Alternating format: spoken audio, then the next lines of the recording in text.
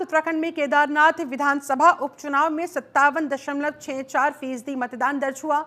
महिला मतदाताओं ने जागरूकता के मामले में पुरुषों को एक बार फिर से पीछे छोड़ दिया।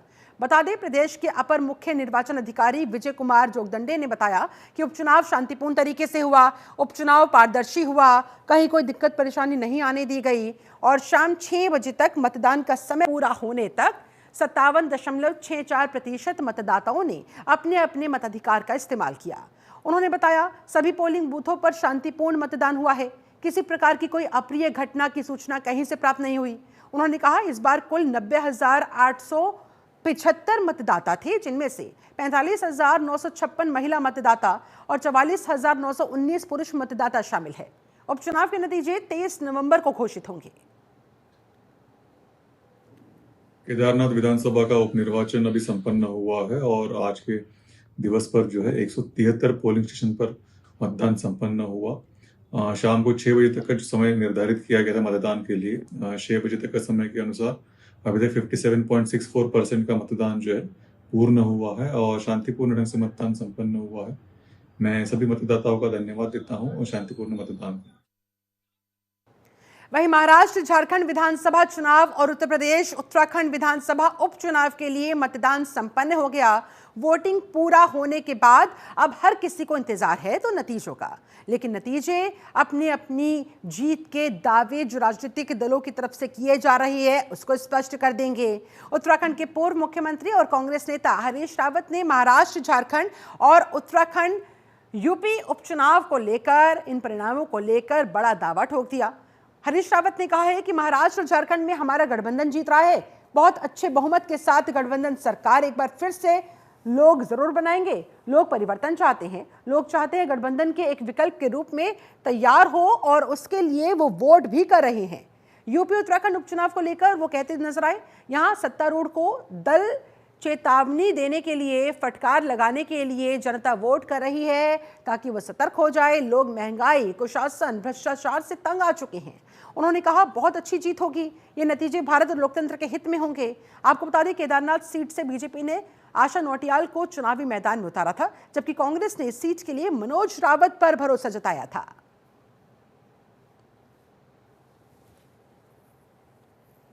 लोग देखिए, इन झारखंड में भी और महाराष्ट्र के अंदर भी हमारा गठबंधन जीत रहा है।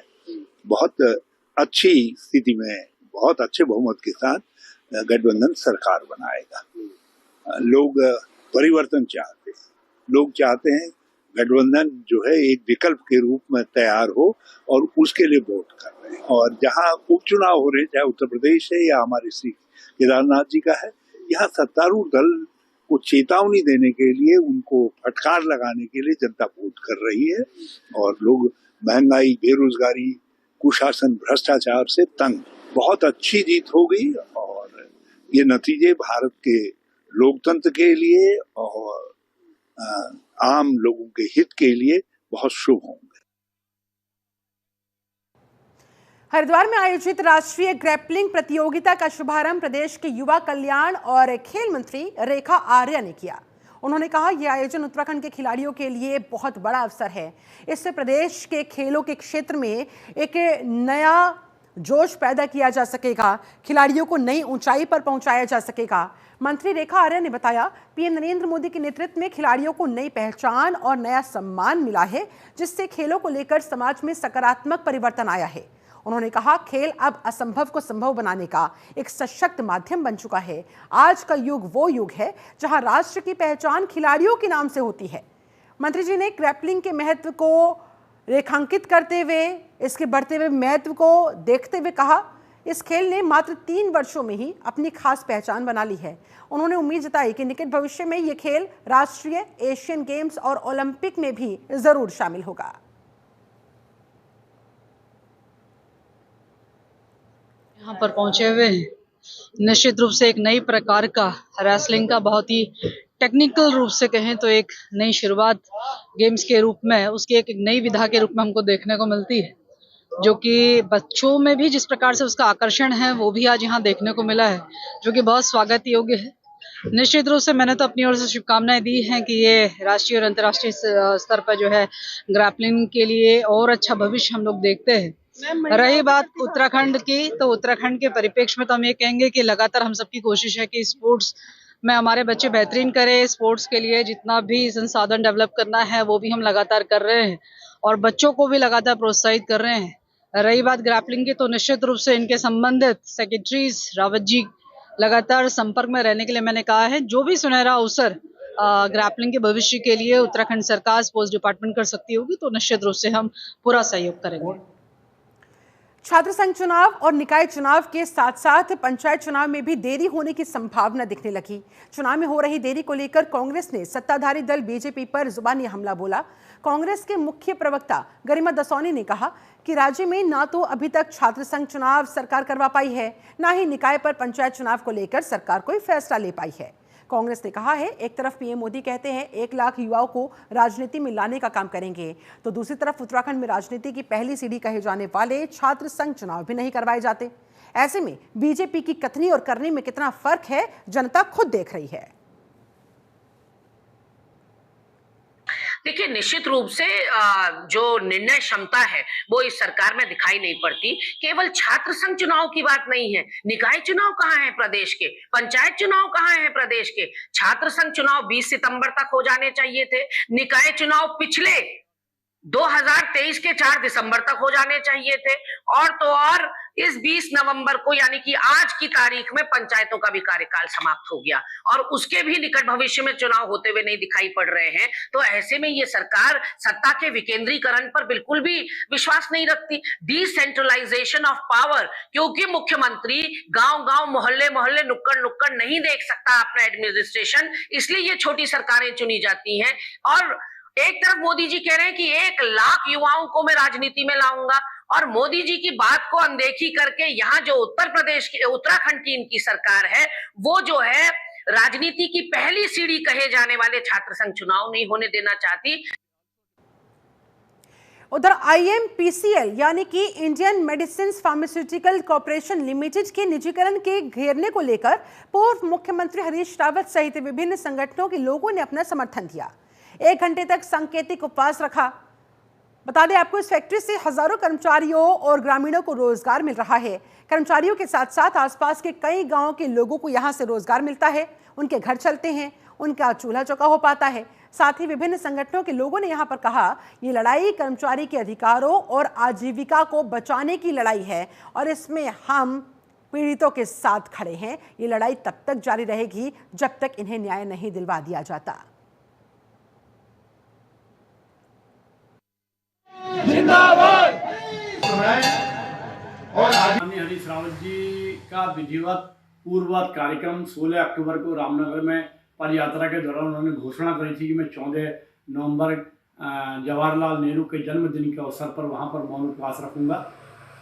उत्तराखंड के केदारनाथ का विधानसभा का उपचुनाव होने के कारण, व्यस्तता होने के कारण उन्होंने हमें वहां भेजा और हमने उस 14 अक्टूबर को एक IMPCL बचाओ, उद्योग बचाओ और नेहरू जी के जन्मदिन को उद्योग बचाओ के रूप में मनाया। हमने भी वहाँ 2-3 घंटे का वहाँ पर उपवास और धरना प्रदर्शन किया और रावत जी ने कहा था कि 20 नवंबर को मैं 2 घंटे का उपवास वहाँ पर रखूंगा और उसी के तहत रावत जी आज आए थे। और रावत जी ने कर्मचारियों को पूर्ण रूप से आश्वस्त किया कि जहाँ मेरी जरूरत हो, चाहे मुख्यमंत्री आवास कूच हो, चाहे क्षेत्र के हमारे कुमाऊं गढ़वाल के 5 सांसदों के घर में उनको जगाने का काम हो, चाहे विधायकों को जगाने का काम हो, मैं इस लड़ाई में हम सब लोग माननीय हरीश रावत जी के नेतृत्व में IMPCL कर्मचारियों के साथ हैं। वहीं कॉर्बेट टाइगर रिजर्व की पाखरो रेंज में पेड़ों के अवैध कटान और निर्माण के मामले में CBI और ED जांच का सामना कर रहे पूर्व वन मंत्री हरक सिंह रावत ने एक बार फिर इन दोनों केंद्रीय जांच एजेंसियों को अपने निशाने पर लिया। हरक सिंह रावत ने मीडिया को दिए अपने एक बयान में कहा कि CBI और ED जरा ये साबित कर दे कि मैंने 1 रुपया भी इधर से उधर किया है। साथ ही हरक सिंह रावत ने कहा, टाइगर सफारी वो गढ़वाल के भले के लिए बना रहे थे, अपने फायदे के लिए नहीं।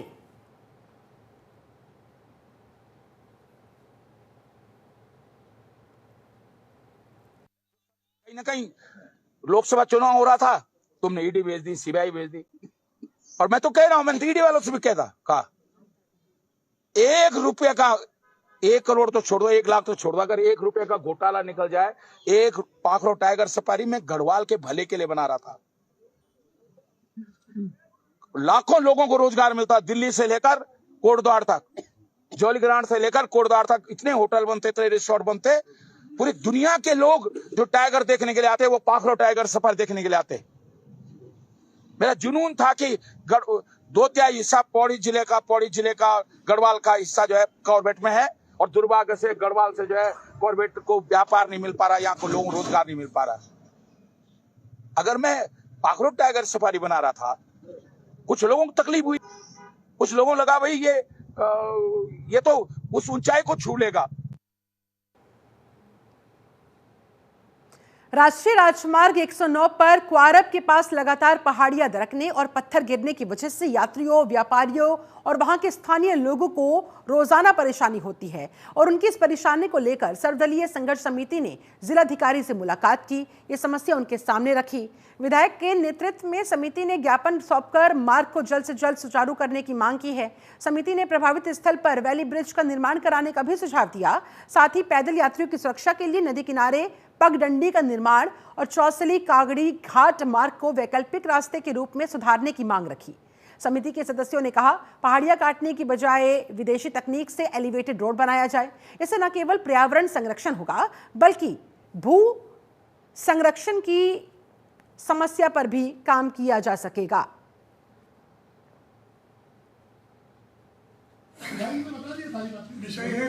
जिलाधिकारी को सर्वदलीय समिति के तहत जो एक बहुत ही महत्वपूर्ण संवेदनशील मुद्दा है क्वारब पुल को लेके, उसको लेके एक ज्ञापन दिया और उसमें हमारी मांग है कि एक तो तत्काल जो भारत सरकार से पैसा स्वीकृत हुआ है उसमें तत्काल टेंडर करा के उसका स्थायी समाधान किया जाए, और दूसरा जो हमारा डोबा चौसली मोटर मार्ग है 6 किलोमीटर का, उसका 4 करोड़ 68 लाख रुपया स्वीकृत हो चुका है, लेकिन लगभग 6 माह से उसके टेंडर नहीं हो पा रहे, जिस वजह से वो पूरा मोटर मार्ग बाधित हो रहा है।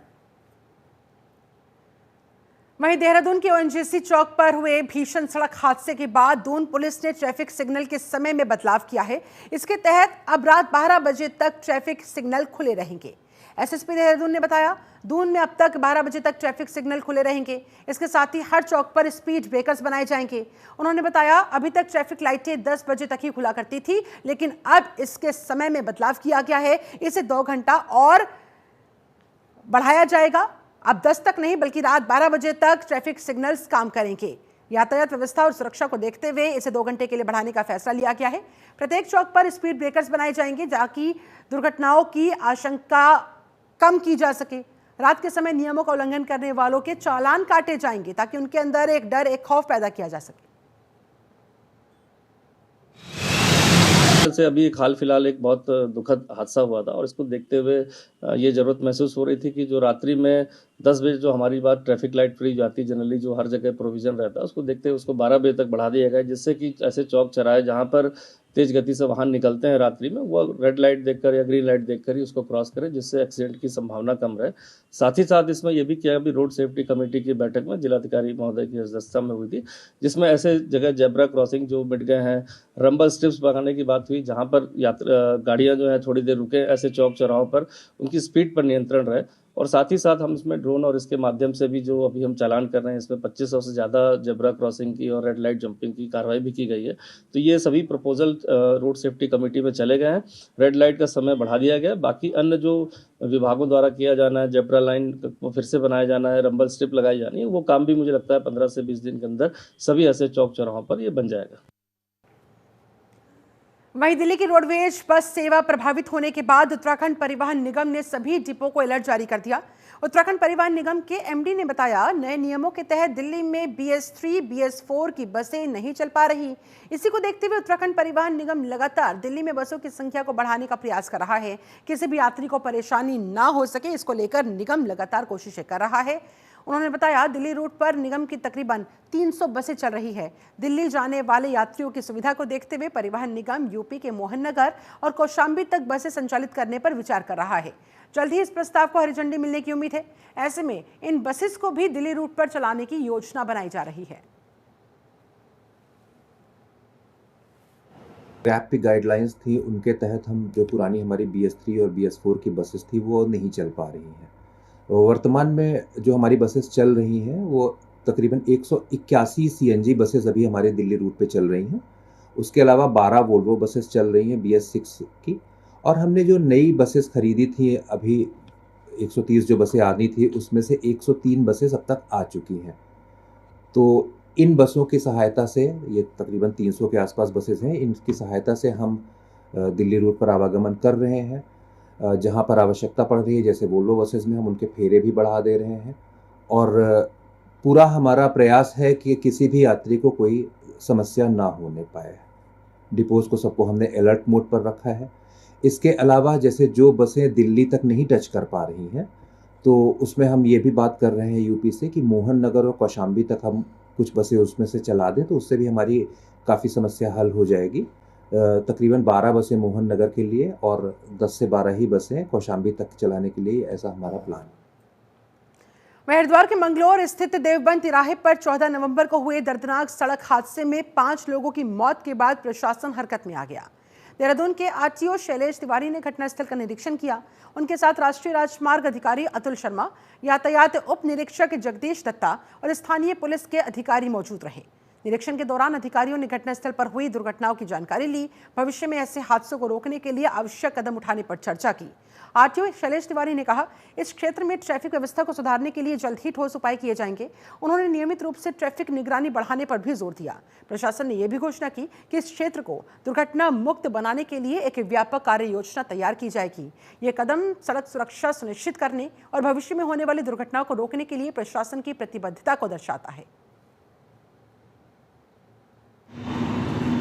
यहाँ एक देवबंद तिराहा है उस जगह, तो उसमें 5 लोगों की मृत्यु अभी तक हो चुकी है और बहुत दुखदायक घटना थी। इसमें जो यात्री थे वो बेसिकली बारात पे जा रहे थे और उनकी गाड़ी यहाँ एक्सीडेंट हो गई, गाड़ी पलट गई और काफ़ी पलटते हुए जाकर के लेफ़्ट साइड में गाड़ी रुकी है।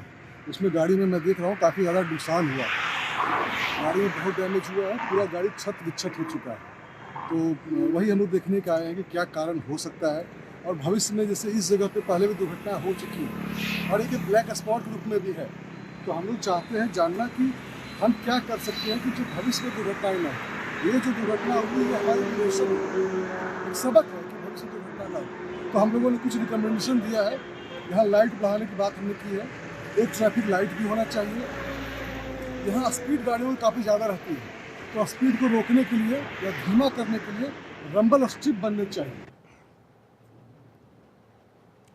हरिद्वार जिले की पथरी थाने में पुलिस स्मार्ट बैरक का उद्घाटन वरिष्ठ पुलिस अधीक्षक प्रेमेंद्र डोभाल ने किया। उन्होंने नवनिर्मित महिला और पुरुष बैरकों का शुभारंभ करते हुए थाने में लंबित मुकदमों की समीक्षा की, उनके शीघ्र निस्तारण के निर्देश दिए। महिला बैरक की अनुपस्थिति की वजह से पुलिसकर्मियों को पहले काफी दिक्कतों का सामना करना पड़ता था। एसओ पथरी रविंद्र कुमार ने महिला बैरक, पुरुष बैरक, भोजनालय और कार्यालय की आवश्यकता को देखते हुए इनके निर्माण की स्वीकृति प्राप्त की थी। एसओ की देखरेख में ये सारा काम समय पर पूरा कर दिया गया। कार्य पूरा होने के बाद एसएसपी ने अन्य अधिकारियों के साथ इन बैरकों का उद्घाटन किया। एसएसपी ने कहा, इन सुविधाओं से पुलिसकर्मियों को बेहतर वातावरण मिलेगा, जिससे उनकी कार्य क्षमता में सुधार हो पाएगा, कानून व्यवस्था को मजबूती मिल पाएगी।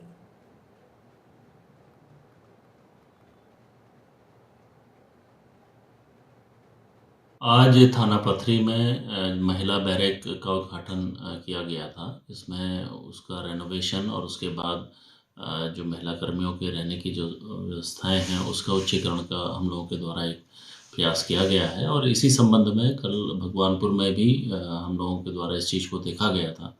सभी थाना प्रभारियों को मेरे द्वारा निर्देशित किया गया है, इस बदलते हुए दौर में जो हमारे कर्मी हैं वो जिस कंडीशन में रह रहे हैं उसका उच्चीकरण किया जाना आवश्यक है। इस संबंध में जो हमारे खासकर जो उनके शौचालय हैं और जो उनके रहने के लिए जो बैरक्स हैं उनका उच्चीकरण किया जाना चाहिए। इस संबंध में अलग से सभी को डायरेक्शन भी दिया गया है और थाना प्रभारी इसको लगातार कार्य कर रहे हैं। और आज इसी की आज एक परिणति थी जिसमें हमारे थाना प्रभारी पथरी ने इसमें एक अच्छा कार्य करते हुए महिला कर्मियों के रहने की जो व्यवस्थाएं हैं उसके उच्चीकरण का प्रयास किया था, उसका मेरे द्वारा आज उद्घाटन किया। खबर हरिद्वार से है, जहां डीएम कर्मेंद्र सिंह ने गंगा किनारे बने महिला और पुरुष रैन बसेरों का औचक निरीक्षण किया।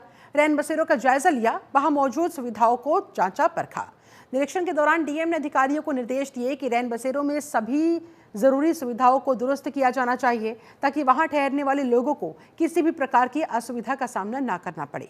डीएम ने साफ सफाई, पेयजल, बिजली और सुरक्षा व्यवस्था का विशेष ध्यान रखने को कहा। डीएम ने स्थानीय निवासियों और रैन बसेरों में ठहरे लोगों से भी बातचीत की, उनकी समस्याओं को सुना। अधिकारियों को जल्द से जल्द इन समस्याओं को समाधान करने के लिए निर्देशित कर दिया गया है। गंगा किनारे बने ये रैन बसेरे जरूरतमंदों और यात्रियों के लिए शरण स्थल का काम करते हैं। डीएम का ये निरीक्षण इन सुविधाओं की गुणवत्ता बनाए रखने के लिए इस उद्देश्य से किया गया है।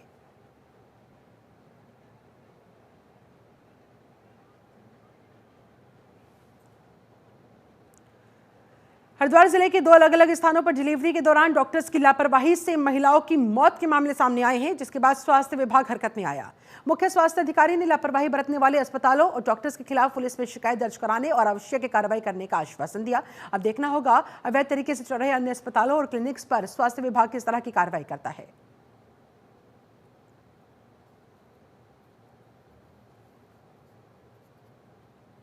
जो अभी आप बता रहे हैं, मेरे संज्ञान में 2 मामला आया था। एक माही हॉस्पिटल का आया हुआ था, एक कल डायमंड हॉस्पिटल का था। माही को भी हमने बंद कर दिया था। उनके खिलाफ पुलिस को हमने एफआईआर दर्ज कर आवश्यक कार्रवाई करने के लिए लिखित भी दे दिया गया है और डायमंड के खिलाफ नोटिस जारी की जा रही है। देखिए, इसके लिए लगातार हमारे जो नोडल हैं सीई के, उनके द्वारा लगातार कार्रवाई की जा रही है और लगभग अब तक हमारे पास 7.5 से 8 लाख रुपए पेनल्टी, क्योंकि इसमें सजा का प्रावधान सिविल एक्ट में नहीं है, इस वजह से थोड़ा सा इन लोगों का मनोबल बढ़ा रहा था कि हम पैसे दे के अपना काम करा लेते हैं। पेनल्टी दी जाती है, पेनल्टी जमा कर देते हैं, फिर पेपर सबमिट करते हैं। यदि पेपर सही पाया तो किया जाता है। यदि इनके खिलाफ लगातार हमारे स्तर पे कार्रवाई की जा रही है और समय समय पर जहां भी कोई सूचना मिलती है, इधर मीडिया के माध्यम से काफी आप लोगों का भी सहयोग रहता है, जैसे पता लगता है वहां इधर तत्काल। पौड़ी से हैरान और परेशान कर देने वाली खबर सामने आई है। श्रीनगर के थैली सैंड ब्लॉक के कुछ गांवों में अजीबोगरीब बीमारी के चलते पशुओं की मौत हो रही है। इस बीमारी से ग्रसित पशुओं की नाक से खून आना, पेट फूलकर मौत हो जाने के मामले बताए जा रहे हैं। पशुपालन विभाग को अभी तक बीमारी के बारे में कुछ भी पता नहीं चल पाया है। अब तक बीमारी के चलते 10 से ज्यादा बैलों की मौत हो चुकी है। ग्रामीणों द्वारा पशु चिकित्सकों को सूचित किया जा चुका है, लेकिन हालात जस के तस है। अज्ञात बीमारी की वजह से पशुओं की जान जा रही है।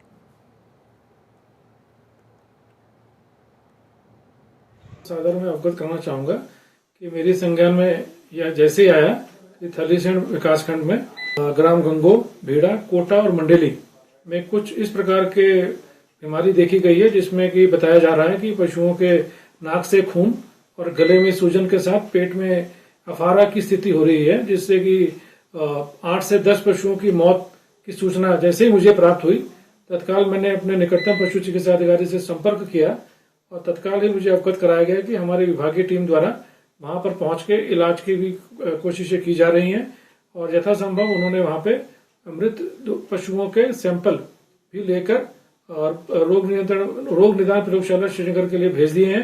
और इसी के साथ मेरी तरफ से समस्त पशु चिकित्सा अधिकारियों को, विशेषकर थलीसैंड और निकटतम समस्त विकास खंडों को निर्देशित किया गया है। ग्राम गंगाओं विकासखंड थलीसैंड, हमारी ग्राम सभा गंगाओं में पशुओं की बहुत भयंकर बीमारी आ रखी है, जिसमें पशुओं की नाक से खून आ रहा है और पेट फूल रहा है, जिससे कई पशुओं की मौत हो गई है, कई बछड़ों की मौत हो गई है और गांव में बड़ा आक्रोश है। विभाग को बार बार फोन करने के बाद भी विभाग निजी कारणों से हवाला देकर लापरवाही में टाल मटोल कर रहे हैं। मैं विभाग से अनुरोध करूंगा कि इस बीमारी पर जल्द से जल्द रोकथाम किया जाए और इस बीमारी को रोकथाम के लिए अग्रिम प्रयास किया जाए।